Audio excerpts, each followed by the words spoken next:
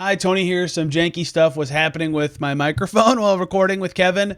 In this one, it was the recording software I use's fault, and the local recording is exactly the same way. I have no idea what happened. I'm so sorry. You get about 85 to 90% of what I say, and certainly all of the gist of it. I'm so sorry if it's ruining the whole episode for you, but really good conversation. Here we go. Diving even more into the Pacers' decision to waive James Wiseman and sign Mac McClung, why it does make sense for the Pacers, plus what to make of the latest injury updates on Obi Toppin and Ben Mathurin. Can we even correctly evaluate this start for the Pacers? We'll hear it all today with Kevin Bowen on the Locked On Pacers podcast.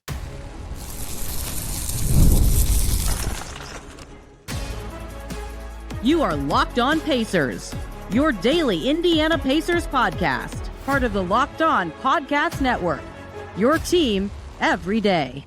What's up, everybody? Happy Wednesday, and welcome into another edition of the Locked On Pacers podcast, where we, of course, talk about the Indiana Pacers. As always, my name's Tony East. I cover the team for Forbes, and today we're talking Pacers. We're talking injuries. We're talking Mac McClung, the works of the team as far as this week is concerned. With Kevin Bowen of 107.5 The Fan, we talk a little bit more about the moves made by the Pacers. Officially today, as we'll be talking yesterday, as if you're listening, reported 2 days ago, Rick Carlisle talked to Kevin and co on the morning show and said that they worked out a couple guards in Dallas, and Mac McClung, or worked out the guard somewhere. I guess I don't know specifically where it was, and Mac McClung was the one that they went with. We talk about that. We talk about the injury updates. Obi Toppin going to be out a while. Ben Mathurin's week to week. Yikes. And what can the Pacers do better to get on track? Very fun show today with a lot of good discussion. Kevin is the best. Let's just get right to it. The best there is here, and we're not talking before 10 a.m., which means it's a good day for me personally. It's Kevin Bowen from 107.5 The Fan. Talk early Pacers season. These injuries, roster moves are already happening, and it's October 20th. They're official as of this morning. Kevin, hello. Good afternoon. That's rare to say. This is quite the season for the Pacers so far. Yes. Good afternoon, sir. Always great to hear your voice and chat with you. Yeah, wild, and not in a good way necessarily. I guess season opener was really wild over the course of 50-some minutes. But, yeah, I just hate talking injuries. I wish I could turn them off, man. I wish I could do the video game thing and turn them off, but that is not the reality for either of us. Well, like one every other week, you're used to that covering sports, right? Like, dude, it is what it is. Like 3 a day. I'm like, give me a break. This is like half of the up so far has been asking about the ad and seeing how they adjusted that and figuring it out. And we'll talk about that. That's part of it. But now it's gotten to the point where it's not just like, how do they adjust with the players they have? It's literally, they need new players. They need different players on the team than what they planned to have for some amount of time to field a roster that makes sense, to field lineups that actually make sense. And that's why they did what they did today. I'm curious what your thoughts are on this, because it's obvious to me that Wiseman was their fourth center. I understand it from that. He did have some guaranteed money. Mac McClung in the door. Seen rip up the Mad Ants, but he's also only played 6 NBA games. What do you make of this decision, and how it'll help or not help them? Yeah, I mean, hindsight's 2020, but I still was a little confused exiting the season or exiting the preseason with 4 centers and really 1 point guard. And I get since then it's gone to another level, but and I get that they tried. I mean, they brought in some guys, and clearly it didn't work out with Cameron Payne, but I don't know, with how much Rick Carlisle loves ball handlers and how much it means to, it's not like they play through the post. It's not like they're one of these teams that, throws it in there all the time. Obviously those skill sets aren't there.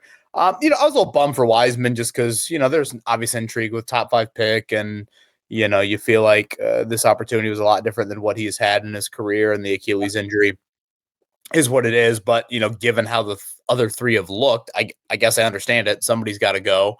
And now we'll just see what the availability looks like for Dallas and the back-to-back this weekend and so on and so forth. And, by all accounts, it sounds like Mac McClung is going to play. And, when Rick mentions multiple positions and, look great in the workout and whatever fits, kind of what our style is, you would think he's going to have some sort of role, which it's just amazing. I go back to Saturday night, Tony, and, I'm sitting there watching a lineup in the first quarter of Ray J. Dennis and Talon Peter in the backcourt.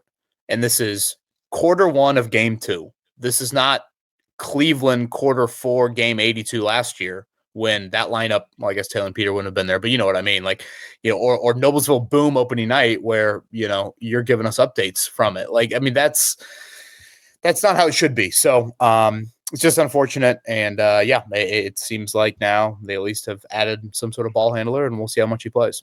Their two-way have given them like enough so far to be clear, but both games they played this weekend, they at some point in the game either had a lineup with 2+ centers on the floor at the same time or 2+2 contract players on the floor at the same time. And the Minnesota game was Quentin Jackson, who's, better than the typical player, but is clearly hindered. Like, they're just trying anything. They have to, right? They had 11 available guys, 4 of them play the same position. And at some point, you just can't function that well. They started Huff 4 mostly just so they could have a rotation for 48 minutes that like made sense and wasn't just plotting people, getting in each other's way all night. And it kind of worked. They almost won the game. It's not how you want to be able to pick lineups that make sense because they make sense, not because it's the only option you have. Like you coming out of preseason with like campaign did not, well, I'm not going to pretend like you should have clear cut made the team. But when I did predictions for cut after the 4th preseason, I said, I still think it's going to be a center, right? I still think center makes the most sense because we heard them say on the record that they want, they're talking to the coaching staff. The coaching staff wants another ball handler. They tried 3. One was hurt before he even showed up and then kept none of them. And so it's like, well, you wanted one, like what's going to happen now? And even since then, they have lost Hard and Peter. Like, it's just, they have to get a guard on the team, right? And so we could talk all about how a Wiseman story and like how this would have been a great year to try to develop like that, given the history that you said. But they don't even need to guard a little bit more. They need to guard way more. Like, it's not even close how much more. And so if McClung fits as well as Carlisle hopes or can play 2 positions, which is something they need, great. Throw him out, see how it goes. People ask me a lot. This is top Kevin. We're supposed to have opinions and like make predictions. How do you think he's going to go? How do you think he's going to fit? Bro, I have no idea. He's played NBA games, right? Like, I don't know. I've seen him be really good in the G League. I've seen lots of players in the G League who were nothing in the NBA, just absolutely nothing. So I don't know how good he's going to be, but it at least makes a lot of sense to me. And I think that's kind of all I can ask for in a time where the Pacers, they have to do something. They're that hurt already.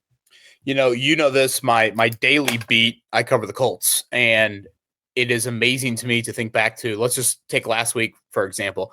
The Colts entering last week had played 6 NFL games. We know what a football game means to football and injury rate.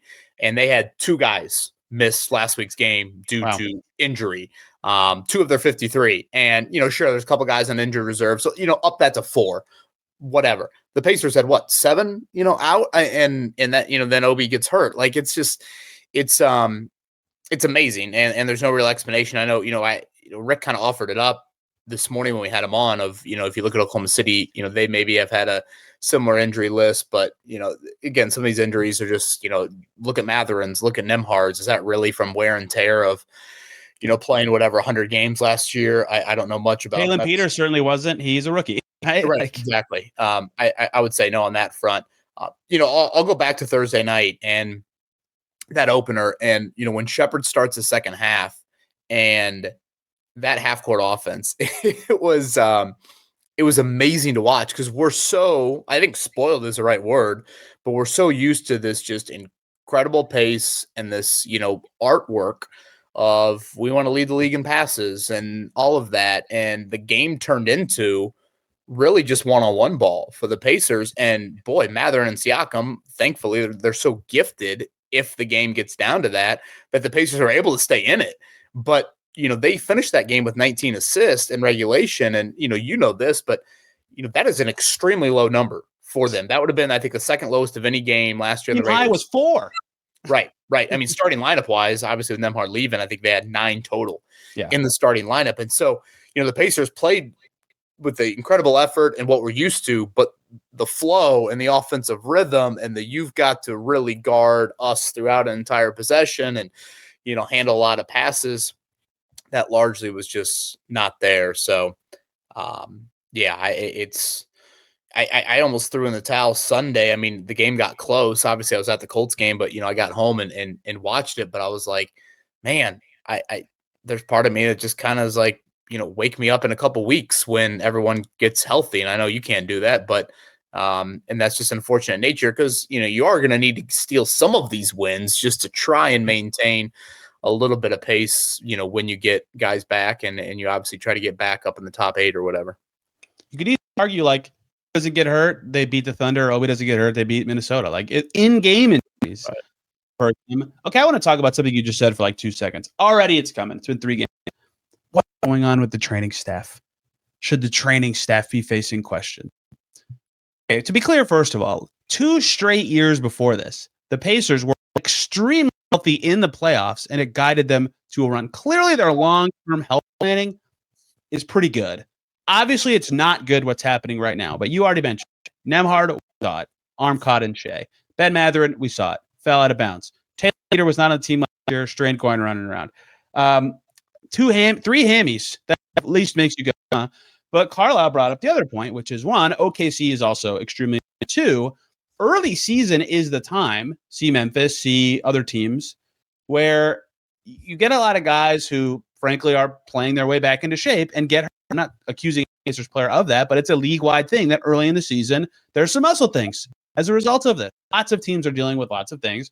So I'm not saying that like anyone is absolved of anything, but like, are we like forgetting what happened 6 years ago? Like, why is it right in front of our face the only evidence we have about this? It's obviously not good, and questions should be asked, but I'm very surprised by that reaction. Everybody, quick break to talk about 2 great groups of people. First up is Quo. One of the tools that helps make a huge difference for business owners is Quo, formerly Open Phone. It's the same great business phone system that you've heard me talk about before, just with a new name. Here's why it matters. Every missed call is money left on the table. When every customer conversation counts, you need a phone system that keeps you connected 24/7. Quo is the #1 business phone system that streamlines customer communications. It works right through an app on your phone or computer, so no more carrying 2 phones or relying on a landline. They do so many great things, like helping you collaborate on text and calls with your team, like a shared inbox, so no customer is left hanging. They have a built-in AI agent that can answer after hours calls, capture leads, and keep business moving when you're off the clock. So whether you're a solo operator or part of a larger team, Quo makes it easy to stay responsive and professional. See why over 90,000 businesses trust Quo, formerly Open Phone. Get started today. 20% off your first 6 months at quo.com/LockedOnNBA. That's QUO.com/LockedOnNBA. And if you've got an existing number with another service, Quo will port them over at no additional charge. Quo, no missed calls, no missed customers. Let's also quickly talk about Rippling. If you're a business owner, here's the truth. SaaS promised to make work easier, but now the average company is buried by hundreds of apps that slow down your team and simply don't work together. That's not SaaS, that's sad. Software is a disservice. That's why you need Rippling. It's a unified platform for global HR, payroll, IT, and finance all in one place. They've helped millions of businesses replace a mess of disconnected tools with one system designed to give leaders clarity, speed, and control. It removes the bottlenecks of busy work that slows teams down. It makes everything easy. Onboarding, payroll, IT access, it's automatic. It's perfectly in sync. It's so simple to use. It gives companies one source of truth for their people, their data, and everything they touch. So whether you want to run your entire HR, IT, finance departments as one, or just fill the gaps in your software stack, Rippling can do it all. And right now, you can get 6 months free when you go to rippling.com/LockedOnNBA. Learn more at rippling.com/LockedOnNBA. That's rippling.com/LockedOnNBA for 6 months free. And that brings me to today, where Dustin Dopirak, thankfully, is in Dallas, and the Pacers practice, which is good because they're adding in a new player. And he was able to ask about injuries. Kevin, Obi's out for over a month, it sounds like, week to week, for Ben Mathurin, who is just cooking everybody in front of him at any given moment in these games so far. Furphy needs more testing when they get back to Indy. Drew is practicing, but won't play in Dallas. I forget the other player that we got an update on. That's how many there are. I keep literally forgetting people. Peter is doing better, but might require some more something. I forget what it was. This is just ridiculous, right? Like, what are they going to do with now? I think they're down 6 of their top 8 from last year. Miles is obviously gone, and then Tyrese, Drew, Ben, Obi, TJ are all hurt at the same time. Like, it's almost crazy how much this is stacking at the same time.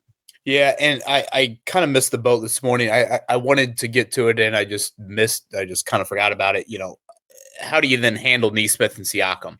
Because there's so much that you're expecting, and probably Aaron more than Pascal, who's maybe used to a little bit. But Pascal, you obviously have the age and just the general wear and tear of playing in the league for whatever, a decade now. So, those are questions that you can't ignore. You know, what happens in the first back-to-back, or I guess the second back-to-back coming up this weekend, and I'm sure there's a back-to-back out west. I don't know the schedule off the top of my head, but, all of those things you have to factor in. To go back to what you're saying, I'm glad you laid that out about the Pacers' history with injuries, and I would agree. I mean, every playoff series I feel like they've been in over the last probably both of these playoff runs, I think they've been the healthier team entering that series and then within that series.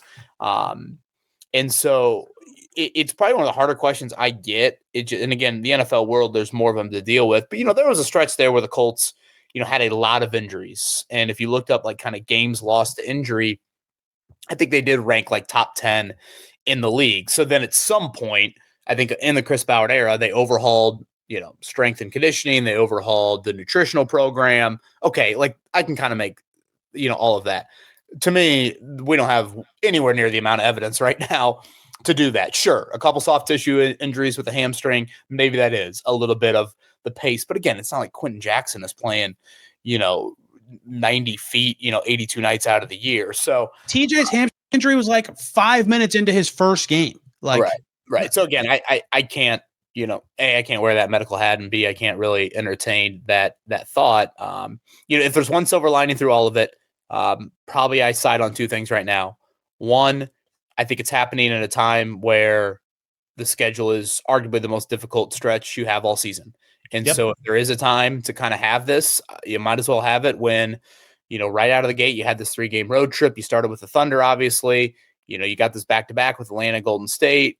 Obviously, the Bucks have gotten off to a nice start. Then you go out west. So, that I think is a little bit advantageous to you. And then for those that probably look a little bit more long-term, what an opportunity for Jarris Walker now. And I know maybe playing him kind of second unit 4 is, slightly out of what you would like for him to do. But, minutes are going to be there, I guess, period, is probably the best way to put it. We probably should throw positions almost out the window right now with the current group right now. But, a tremendous opportunity for him to get consistent clock. And I know Rick would probably push back at times of like, how much consistent clock, Jarris has gotten. But that's going to be there. And what is it? 16 games in the next month. I think I looked it up earlier. So, it's obviously a huge bummer for Obi, but, Jarris is going to get a ton of run. I really wonder if they're going to align to games now. I mean, they tried Point Pascal in Minnesota, and that opening group was actually fun with Huff Jackson. I'm not sure that's something they want to do all the time. It's possible it starts Randall Gobert and has Naz Reid off the bench. They're about to play Dallas, who's also huge. Maybe they again, but like, I think at some point fairly soon they'll want to get either Demhard back, that's the best version, or like start Q or Ray J. Ray J's had one good game and one like please make a shot game for the Panthers. Q has been good for them before, just to have like normalcy of positions, right? Because then you play Pascal the 4-1-5, and then they only have 3 centers now, so you're not freaking out about goals. And then on the bench you could have the other point guard play. Mac McClung can play. Jarris can be 3 or 4. You have a backup 5. Like, they can kind of put together a top 10 that I still think I'm like, yeah, these players all makes mostly sense in their role, but they're like one.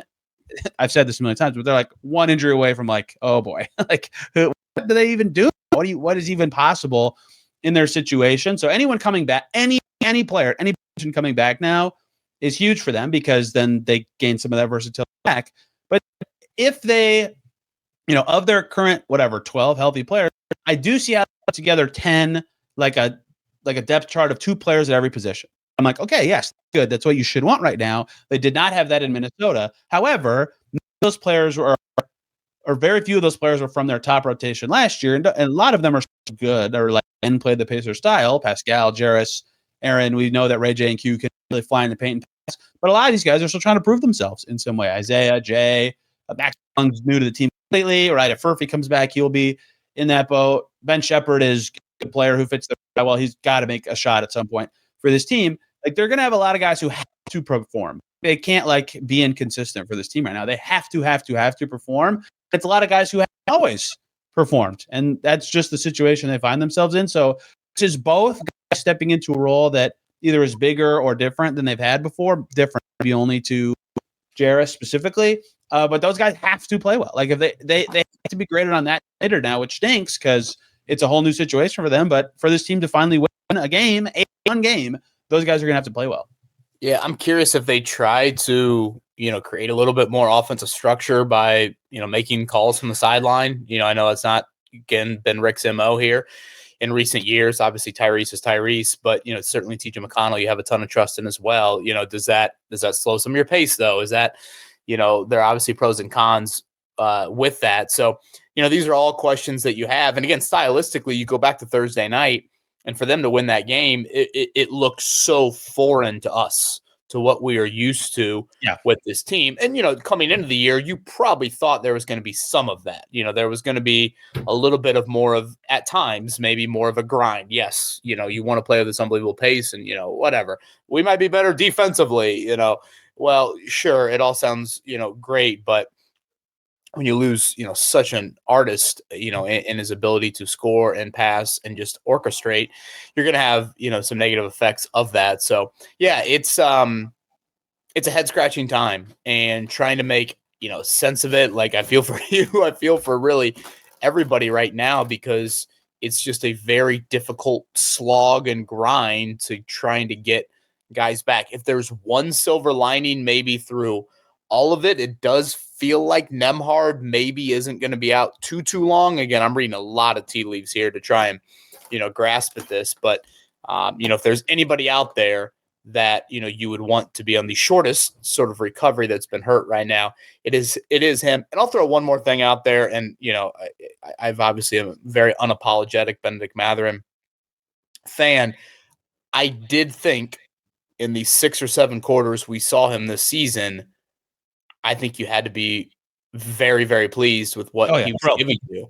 I thought one of his best stretches as a pro in checking the Mathurin box and the Pacers box, which I think at times are 2 different boxes, was right before and during when he got hurt in Memphis.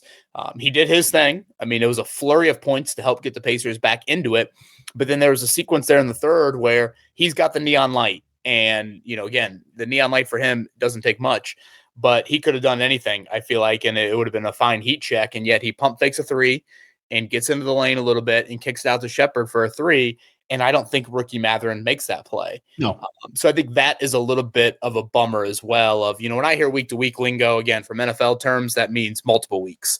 So, does that stunt him at all? Again, it's a toe. We know how aggressive he plays downhill, all those things. But that's just another, layer of the bummer. It's that I really felt like, albeit 1.5 games, I don't want to overreact, but welcome to October 28th. That was disappointing to see. We've seen games before, Pacers games in the last couple of years, where it's so slow because there's so many free throws that Ben and Pascal just have to take over. Like that style has to be how they win instead of their natural style. To the OKC game felt like to me. Like I'm not saying this is worse or different. It's just how they had to play that game. The game was not that, and Mathurin was still just destroying everybody. Like no one could stop him at all. That's why I made that such a bummer that he got hurt. And you kind of just hinted at the last question I would have for you injury related, which is like, can you even possibly evaluate this team because of all this stuff? Because their best player gets hurt here. If they've had a player get hurt in every game, like a good player get hurt in every single game they've played, they've been playing lineups that if you told me they played that all this season, I'd been like, why? What? Like, why are they doing that? And when they're doing it now, I'm like, yeah, they're doing it because they have to do it. And so on one hand, you think back to last year in Minnesota where they win without Tyrese and Pascal and a couple other guys. You think, yeah, you should their backups, but like they can win some with this. And look at the players available, and you're like, man, like when are they going to be a favorite again? And so it's so hard for me to evaluate what I should expect of them, what they've actually been good at versus what's just who's available. Like, I want to have opinions on what they're doing, and like some things I think they can be doing better. But is it even right to say some of this stuff? Because I have no idea. One more break here, everybody. I got to tell you about Peloton, who is shaping the future of business with the brand new Peloton Cross-Training Tread Plus, powered by Peloton IQ. It's their most advanced equipment yet, designed to give you real-time guidance and endless ways to move, whether you're running, lifting, or cross-training with your favorite instructors. This is Training Reimagined. Peloton is built for breakthroughs with tools that help you plan, stay motivated, and reach peak performance. Many people love how the Peloton IQ system offers more real-time strength and coaching. It actually tracks your reps, suggests lifting weights, corrects your form, making every rep safer and smarter. They have a swivel screen. It's a game changer. So you can go from running on the Tread Plus to strength training without missing a beat. And the personalized class recommendations keeps you engaged. You get workouts tailored to your vibe and energy level each week. So let yourself run, lift, flex, and push forward. Explore the new Peloton Cross-Training Tread Plus today at OnePeloton, OnePeloton.com. Yeah, it's almost like you should have like a disclaimer at the start of every Locked On Pacers. I understand the injury situation. I don't need to say that every other second now for the next 30 minutes. Yes. That's kind of how I talk. Even though I've been doing that anyway. Sorry, everybody. I know it's kind of how I talk about Colts training camp. I'm like, hey, I don't need to, you know, remind you that it is Colts training camp, but these are the takeaways I have from practice. Saying it's just preseason every 60 seconds during those games. Yeah, exactly. I guess a couple things, you know, again, one, I'll go back to that lineup in quarter one of game 2 of Ray J. Dennis and Taylor Peter together. And then 2, you know, I thought this was going to be an interesting season for evaluations for some of the frontline guys, at least, because, you know, in the case of Nembhard, in the case of Bennedict Mathurin specifically, their roles with and without Tyrese Haliburton are very, very different. But like, I'll go back to Walker or Johnny Furphy. And I know Furphy obviously has dealt with his own health issue. Like those guys seem like golden evaluation opportunities. Yeah. And so, you know, yes, you know, those two specifically, Walker, where he was drafted, Furphy, I think where the general intrigue is, obviously organizationally, they had him, top 15 on the draft board. You know, those would be the two that I would come back to of like, they're not as Tyrese dependent necessarily this year, clearly. But, you know, what do they provide for you? And, you know, can they show you something in a positive direction to where, you know, whatever, it instills some confidence for them. And when the pieces start to get wholer, you know, maybe they are able to maintain a spot. So, you know, those would be, kind of a couple guys that I would go with. And then I guess center will have a little bit more structure, you would think. I mean, now there's only 3 of them. You know, again, minutes wise, I don't think it's a lock by any Kevin, means. Tony Bradley's going to start. I'm just going to guess that. I mean, he's playing the best. Yeah. Yeah. And Rick kind of hinted to us today that, you know, they might go big, you know, and I know you mentioned that tomorrow against Dallas. So, you know, we'll see exactly if it is Huff and I guess it was Huff and was it Huff and Wiseman the other night? Jackson. Yeah. Huff and Jackson the other night. So again, I'll go back to Walker and Furphy, you know, just those guys of like, I get it's difficult to treat your evaluations right now as this matters for March, this matters for April. But again, individually, are there some guys you can point to that, you know, when the pieces, again, get a little bit more available to you, maybe you have some positives there, or the reverse of it, that, you know, maybe they're not necessarily locked into the rotation moving forward. I don't know where to put Jarris in this group that I'm about to discuss, but like the last thing I'd say is it'd be less painful if their unknown youngsters were playing, right? Like if they were really hurt, but they could give Cam Jones time to let Cam play, or Taylor Peter, who looked like something, or Johnny Murphy, who's looked like something at times, and find out what these guys are, what their natural positions, where they've grown from summer to summer, all that kind of stuff. Maybe Jarris is in that, maybe he's not. You know, he's more than those other guys for sure. That would make it easier. At least you could walk out of these games. Well, I have a major takeaway about like an actual key player that's part of their future. I don't have that. Like they're also all hurt. Like it's so brutal to really dive into this. My last question for you, Kevin. I'm going to completely flip from what I just asked you about. Can you even evaluate this team? I'm going to ask you to actually do it. What can these guys do better? Because you need to actually win a game at some point. Yeah. Let me throw in the caveat, but you know, can you get a little bit more of a semblance of just an offensive flow? I'd probably vote for more of the two-way point guards. I know that it's big, you know, big stage for them, but at least that's somewhat natural to them in terms of positionally. I love Shepherd and what he brings, but he's just not a point guard. And so, you know, Ray J. Dennis and Quentin Jackson, at least that's a little bit more of their background there. And we'll see about McClung, just how quickly he can get up to speed. So again, can you create a little bit more just offensive structure, some sort of positionality with those point guards?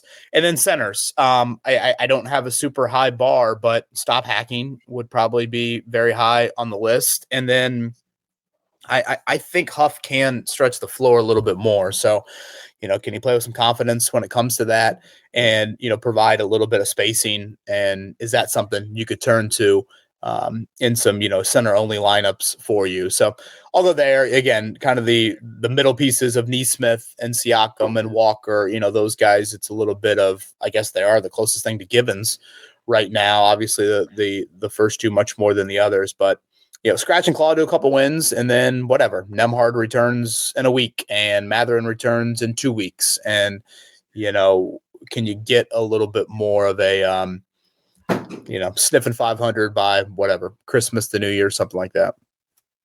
23rd in defense. Okay. 28th in offense. like, yikes, you're not going to win. So I talked yesterday, like they're just missing shots that they can make, but that's like the lazy way of talking.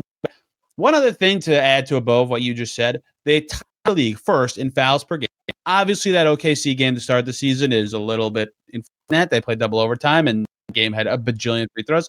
They're also last in steals. They're stealing the ball the fewest times. Memphis had 4 turnovers when they went to Memphis. So between fouling a lot and never getting steals, they've been pretty good on the glass so far, but they're just not ending possessions well defensively, right? Like in the passing lanes, add some pressure, don't foul. This is all very easier said than kind of stuff.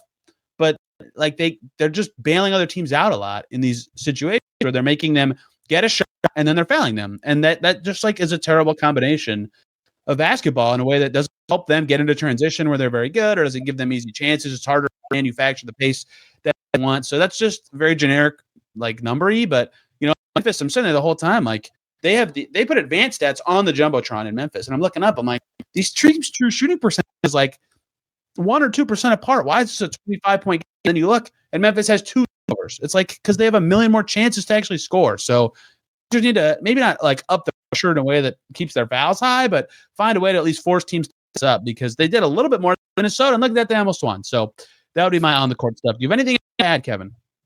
Yeah, I know there is part of me. It's like, okay, could you even embrace more of the picking up full court and, kind of going down that path? But then it's like, again, do you risk more injuries when you do that? And how do you react to the back-to-back? So, it's just it's a really difficult time organizationally for, people talking about it, all of it.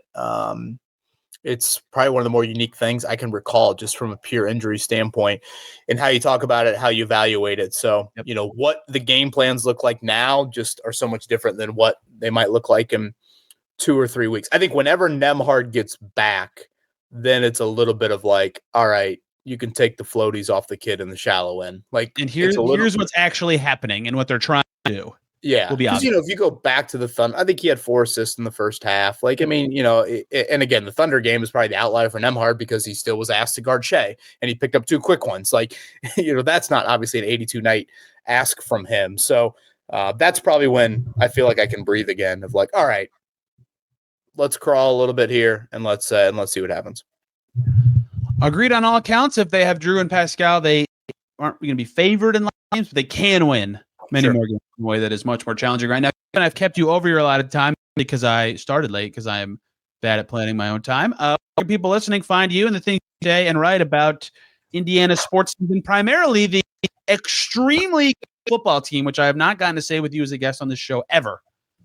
I know. I see that IU basketball behind you, and you might need to have a football next to it here pretty soon. Stuff in the closet I could put up. Yeah, you could. But yes, Indiana football, Colts, better chance national title in Bloomington or Super Bowl over on West Street. It is absurd. Oy. It's absurd. I can even ask that question. And yes, you laugh, but you don't laugh because it's idiotic. 107.5 The Fan. We air the Pacer games, and I have the morning show there with James Boyd and Jeff Rickard and Mark Dykton every Monday through Friday, 7 to 10 a.m. Rick Carlisle typically joins us 8 a.m. Every Tuesday. So you can hear the Pacers head coach with us pretty much every Tuesday at 8. It has been crazy how many newsy items have happened on Monday this Pacers year so far. And the first Rick comment is to the morning show. Oh, thank you.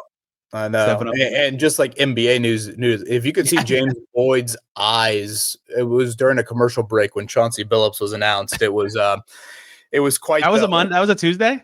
Well, it was not a Tuesday, but it was during our show, which again, like no news breaks during 7 to 10 a.m. Ever. And so like you had Rozier at like 8:10 and whatever, that obviously was newsy. But then like when the Billups one was announced, I'll never forget, the Northwestern kid gif of him like crying, oh my God, like in the NCAA tournament, that was James Boyd's voice.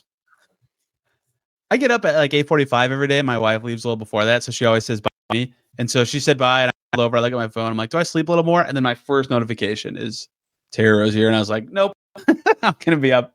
I'm going to be awake. What a crazy day. What a bad thing for the NBA. Please listen to Kevin and the guys in the morning. And of course, listen to Games Radio if you enjoy that sort of thing.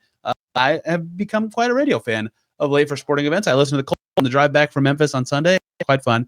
We'll be back here tomorrow talking Pacers Mavs. potentially a winnable game for the Pacers. The offense completely stinks, but their defense is really good. We'll see how it goes. Thank you all so much for listening. Hey, back tomorrow talking more Pacers. Till then, everybody, have a wonderful day.